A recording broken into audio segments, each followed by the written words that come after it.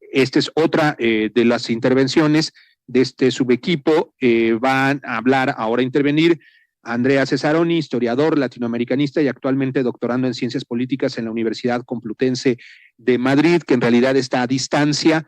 No sé cómo lo van a organizar Edgarcito Martínez, que es antropólogo, investigador, así dice su intervención aquí, así me lo mandó, así lo digo, lo presento. Él es antropólogo, investigador postdoctoral en la facultad, aquí en la Facultad de Ciencias Políticas de la UNAM y profesor del CIESAS. Y decir que con eso se completan los tres visiones que queríamos dar tanto en el libro como en esta exposición, es decir, los movimientos que están construyendo articulaciones, pero que también están dialogando con el gobierno, los megaproyectos donde no hay esta interlocución, sino resistencia y lucha, y lo que también acordamos entre todos, pues que son los estudios de caso que están presentando los compañeros, que son los procesos autonómicos, que son contra, pero también más allá de la 4T. Bien. Bueno, gracias por la presentación, César. Los últimos serán los primeros según San Mateo. Así que esperemos que... preparamos un texto con Andrea, precisamente, que es una síntesis del texto, del capítulo del libro, y básicamente recoge una propuesta general y gran parte de los datos después se van a poder ver en el capítulo, ¿no? El texto tiene por nombre Autonomías indígenas en el sexenio obradorista, Cherán y el zapatismo, entre la autodeterminación y el transformismo. Esto tiene que durar máximo 20 minutos. Entonces, en esos 5 minutos finales, si es que nos echan, se los paso el texto. Bueno, en este texto tratamos la forma de relacionamiento público que han establecido dos proyectos autonómicos con el gobierno y sus instituciones durante el sexenio obradorista. El zapatismo en Chiapas, que desde el 94 se ha posicionado como una experiencia autonómica emblemática en México, renovándose en diversos contextos políticos, y el municipio autónomo de Cherán, en Michoacán, que desde el año 2011 ha combinado en su proyecto dinámicas de autogobierno y formas comunales de gestión del territorio con un andamiaje municipal de corte convencional. De forma concreta, nos preguntamos sobre los tipos de conexión o mediaciones que se han ido construyendo entre estos proyectos de autonomía y el aparato estatal obradorista, el cual pareciera haber renovado los canales de interlocución con sectores del movimiento indígena a partir de ciertas readecuaciones institucionales y políticas sociales que hablarían de una inédita permeabilidad desde abajo hacia arriba. A su vez, ponemos atención ante dicha renovación en cómo los distintos actores autónomos han ido reajustando su posición con respecto al aparato estatal, marcando una mayor o menor distancia, o por el contrario, aprovechando los espacios abiertos por el obradorismo para establecer relaciones e impulsar agendas propias. Nuestra hipótesis, que es una hipótesis que compartimos en este subgrupo quizás de investigación, con base en la triangulación teórica, datos de informes de distinto origen e información cualitativa, es que esta permeabilidad respecto a la agenda indígena, en puntual, cuando uno la ve en perspectiva federal, longitudinal y a través de una óptica gramsciana, tiene un carácter estratégico y ha sido movilizada por distintos mecanismos de transformismos propios de los progresismos tardíos, que le ha llevado precisamente a la Cuarta Transformación a diversificar y afinar sus relaciones de hegemonía, no tan solo desde la cooptación, que es la lectura más fácil, sino también desde otros mecanismos mucho más blandos para generar adhesión y apoyo a su gobierno. Algunas definiciones básicas que yo creo que son importantes para estar en un plano común. Para fines operativos entendemos a las autonomías indígenas como proyectos políticos, y eso es importante, los cuales sectores comunitarios o comunidades buscan ejercer a través de estos su derecho a la libre determinación. Hablamos de proyectos que pueden organizarse en distintas modalidades y estructuras con relativa soberanía, y con variables capacidades de gestionar sus objetivos políticos, su desarrollo económico y territorial, sus tramas culturales, entre otros aspectos de la vida individual y colectiva de quienes las impulsan. En tanto proyectos, las autonomías indígenas se nutren y sostienen ideológicamente mediante esfuerzos de politización, que a su vez se articulan sobre una compleja maraña de procesos de subjetivación, en los términos de Modenesi, los cuales le dan un carácter específico a cada proyecto, derivándose una forma particular de relacionarse con el Estado y otros actores.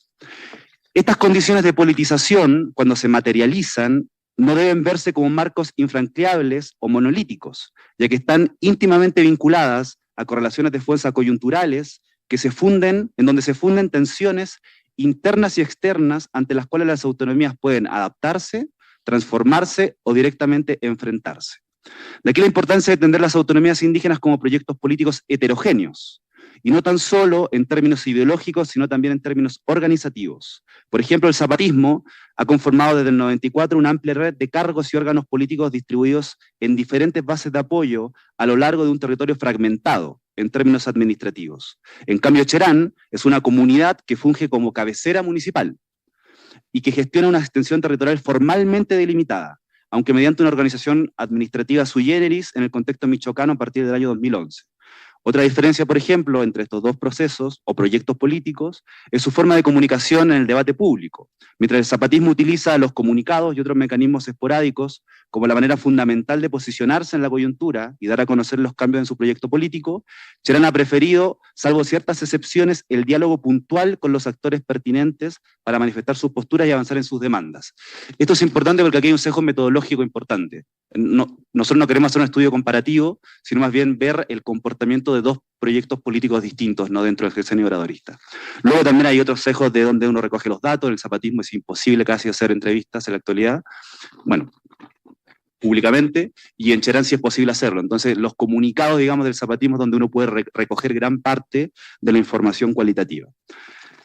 Progresismos tardíos, mecanismos de transformismo y tipos de conexión. Definamos a los progresismos tardíos y sus mecanismos de transformismo. Estos, si bien se asemejan a los progresismos latinoamericanos del primer y segundo ciclo, en tanto integran movimientos sociales que luego desmovilizan y pasivizan, tienen la particularidad, según Modonesi también, de normalizar tales dinámicas al incurrir en un marcado desperfilamiento de sus raíces nacional populares y izquierdistas, que desemboca a su vez en un acentramiento de sus proyectos gubernamentales combinando aspectos progresistas y conservadores. Para lograr este reacomodo hegemónico, los progresismos tardíos activan una serie de mecanismos de transformismo, según la propuesta de Gramsci, retomada después por Portelli, que pueden ser de tres tipos: moleculares, cuando actúan sobre agentes específicos; compuestos, cuando lo hacen sobre sectores e ideológicos, cuando operan sobre un plano político-intelectual más amplio y influyente.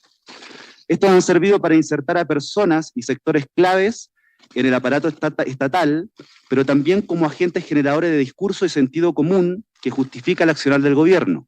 Y esto es muy interesante, ya que la definición clásica de Gramsci del transformismo es que este sirve y sus mecanismos sirven para una absorción gradual, así lo dice él, pero continua y obtenida con métodos diversos según su eficacia, de los elementos activos surgidos de los grupos aliados e incluso de aquellos adversarios que parecían enemigos irreconciliables. Sin embargo, esta integración por medio del transformismo, pese a que muchas veces se ve como cooptación directa o vertical, dista de ser una mera cooptación, y más bien se desenvuelven muchas veces en dinámicas tensas y conflictivas entre los aparatos estatales y los sujetos o sectores implicados. De forma sintética, el transformismo opera sobre condiciones relacionales entre ambas partes, jugando con las mediaciones posibles a lo largo del tiempo y consolidando ciertos tipos de conexión que pueden mantenerse o variar entre una y otra parte.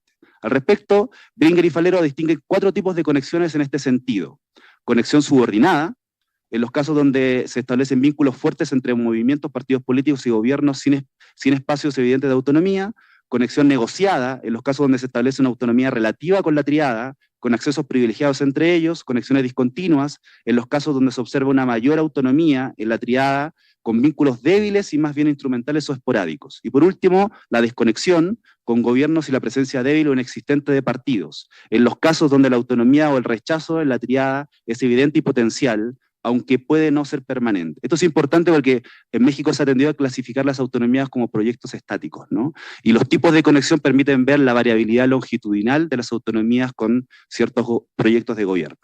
Bueno, ¿a qué nos referimos con mecanismos de transformismo en términos empíricos y sus mediaciones?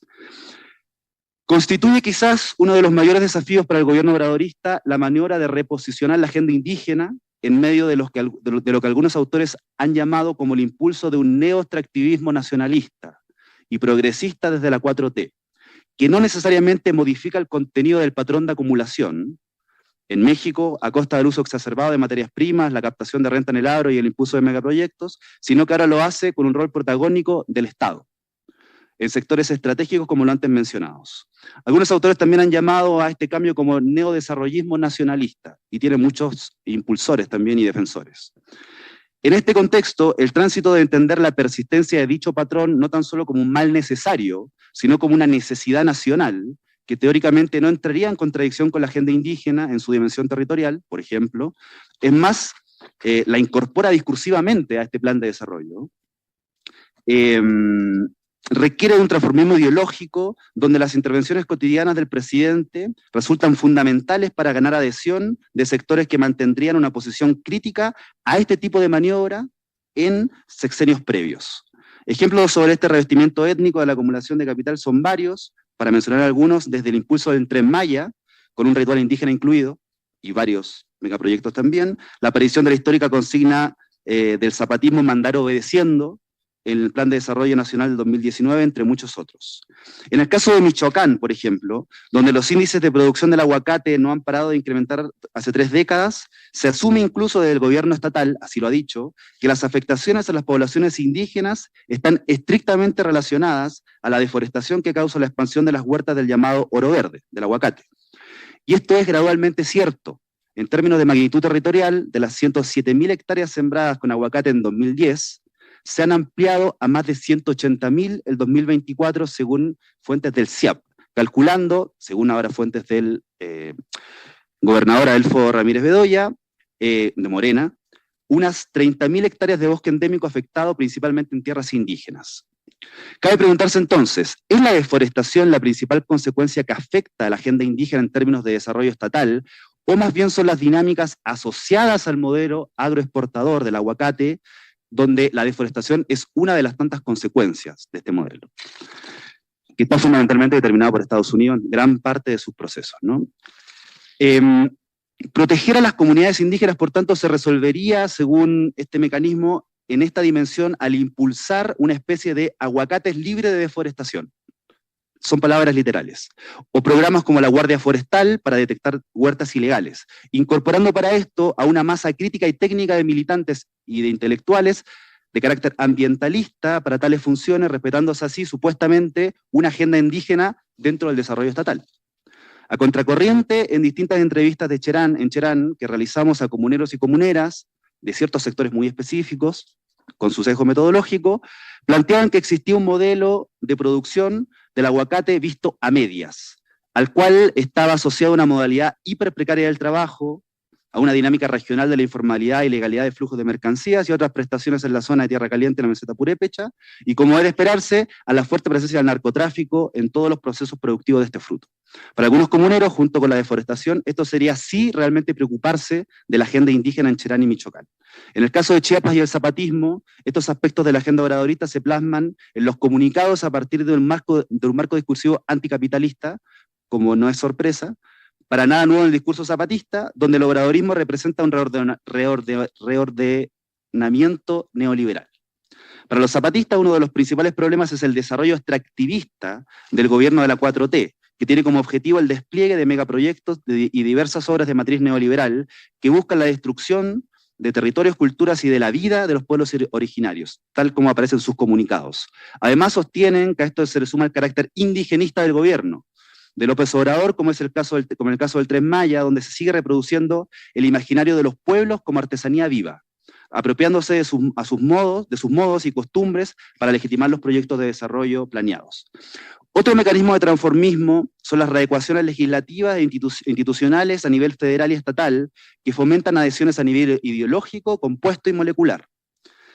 Podríamos mencionar acá la iniciativa de la reforma del artículo 2 de la Constitución, que vendría a garantizar los derechos de los pueblos indígenas y afromexicanos, evidentemente la creación del INPI, con Adelfo Regino a la cabeza, histórico comunalista oaxaqueño y asesor del EZLN en los diálogos de San Andrés, y la intensa y controvertida aplicación de la consulta previa y otros foros en territorios indígenas para justificar o no ciertos megaproyectos, y otros cambios institucionales, la implementación de acciones afirmativas a nivel federal en el ámbito legislativo, la restitución de tierra en los procesos en el proceso de los yaquis y atenco, etc. En toda esta dinámica se requirió de lo mismo, el paso formal e informal abierto o gris de sectores tradicionalmente opositores a los gobiernos hacia el proyecto progresista del obradorismo.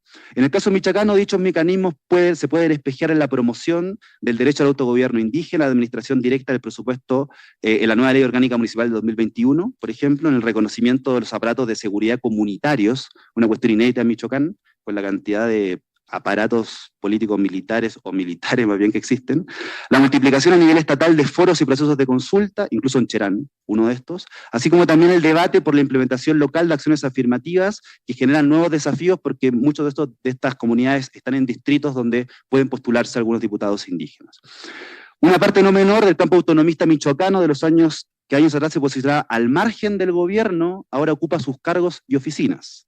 De hecho, dice un líder histórico de Cherán, cuando se estaba organizando el gobierno, nos buscaron a varios para ocupar puestos en el Estado. Y algunos se fueron sin preguntar y otros lo discutimos en las asambleas. Pero es innegable que mucha gente nuestra ya está con el gobierno. Por razones obvias y bastante conocidas en el entramado zapatista, esto es distinto. Si nos da tiempo, podemos entrar en la propuesta zapatista que pues, Andrea de alguna forma describe muy bien en el texto, pero sería bastante largo y nos tenemos que circunscribir como a 2 minutos, más o menos. 2 minutos, fabuloso. Por último, y a falta de tiempo, podríamos mencionar otros 2 mecanismos de transformismo. En primer lugar, el programa Sembrando Vida, que ya ha sido analizado en este foro mostrando sus innovaciones programáticas y a las personas que lo apoyan envueltos en un discurso de desarrollo étnico local. En Cherán, por ejemplo, Sembrando Vida ingresó a la comunidad de manera inédita sin discutirse en asambleas, con usuarios directos y con una estructura cuasi formal local. Evitando entrar en detalles, según un comunero entrevistado, esto generó una división entre usuarios del programa y quienes no lo eran, asociándose a los primeros a la 4T y como adversarios de la autonomía del municipio. Igual, replica el entrevistado, la gente entiende que de eso de algunos comen y consiguen mejoras en sus condiciones de vida. Así que las disputas se diluyen y se priorizan otras cosas. Lo que no se diluye y que causó importantes conflictos al interior de Cherán fue algo que puede verse como menor, pero que en la vida comunitaria es muy importante. Y nos referimos a la construcción del mercado municipal con fondos del Estado, que fue inaugurado hace poco con la presencia del gobernador en Cherán. Cuestión que cambia más de una década que en esta comunidad no abría sus puertas a una figura política de tal calibre. El primer gobernador que pisa la comunidad, luego del año 2011, fue un gobernador militante de Morena. En el caso del zapatismo, precisamente esto es totalmente lo contrario, ya que son tajantes al definir el programa Sembrando Vida como la nueva reforma agraria de la 4T, lo que generaría precisamente estructuras verticales de apropiación privada de la tierra y toda una modificación, digamos, que ustedes pueden ver en sus comunicados. Conclusiones. Con esto termino, queremos ser muy puntuales con esto, después podemos compartir otros datos. Hasta acá podemos ir concluyendo ciertas cuestiones generales y apuntar a qué tipo de conexiones se establecieron entre el gobierno obradorista y 2 proyectos de autonomía indígena. Lo primero es señalar que estos mecanismos de transformismo se montan, como decía César en la mañana, se montan sobre condiciones de pasivización previas, así como de desgaste de los mismos proyectos autonómicos y de sus decisiones en torno a lo que estos consideran fracasos, victorias y oportunidades, lo cual requiere incorporar de manera urgente una perspectiva longitudinal, previa al sexenio obradorista, en términos cualitativos, para identificar rupturas y continuidades de sus conexiones con las autonomías de manera mucho más rigurosa. Así, en el caso de Cherán, al ser una autonomía reconocida por el Estado, sus conexiones con el mismo no pueden negarse, como lo hacen, bueno, de forma bastante extraña, ¿no? Lo hacen algunos trabajos de carácter académico. Más bien, su conexión ha pendulado entre ser discontinua y negociada, entre la triada movimiento, partidos y gobierno, ya sea por presiones internas de las mismas asambleas barriales o por nuevos escenarios de oportunidades que se abren, tal como se ha demostrado durante el sexenio obradorista a nivel estatal y federal. Estos vínculos con los partidos políticos es difuso, por ejemplo, porque partidos políticos sí existen en Cherán, solo que no formalmente. Más bien operan de manera instrumental en espacios clave de la política representativa. Ahora bien, como se podrán imaginar, precisamente estos tipos de mecanismos para el zapatismo han sido de desconexión. Es decir, a diferencia de Cherán, pese a que muchas veces se ve Cherán como un caracol zapatista, a diferencia de Cherán, el zapatismo lo que ha hecho precisamente en su último comunicado, que me imagino que todos acá estudiaron, fue transformar su proyecto, digamos, político y, entre comillas, radicalizar su apuesta, digamos, descomponiendo los municipios autónomos y apostando a una autonomía de facto, incluso con un desdibujamiento, digamos, del carácter liberal, podríamos decir, o comunal en su caso, de la propiedad de la tierra, ¿no? Sin lugar a dudas, con esto termino, el progresismo tardío ha incorporado nuevas formas de consolidar su hegemonía. lo cual se evidencia con intensidad y en la habilidad que articula diversos mecanismos de transformismo para generar adhesión y apoyo, combinando aspectos económicos, políticos e ideológicos en el ensamblaje de agendas supuestamente progresistas por el bien nacional. En este escenario, la absorción de militantes, intelectuales, operadores, de palabras de Gramsci, de la que nos habla Gramsci, ha generado nuevos desafíos para las autonomías, a la vez que efectos y consecuencias materiales e inmateriales aún por evaluar. Sin embargo, los proyectos autonómicos también respondieron de manera diversa a este escenario, tensionando y direccionando muchas de las planificaciones del gobierno para sus intereses contingentes e incluso históricos. Esta diversidad de respuestas y sus necesidades, y sus intensidades, tal como lo hemos visto, pueden expresar la vitalidad de un campo en disputa abierto y vital, aunque aparentemente parezca lo contrario. El reciente nombramiento del Consejo de Gobierno Comunal de Cherán por 3 años más, y lo que está por suceder en torno a la nueva propuesta zapatista bajo posiblemente otro sexenio de Morena, impide sacar conclusiones apresuradas. Muchas gracias.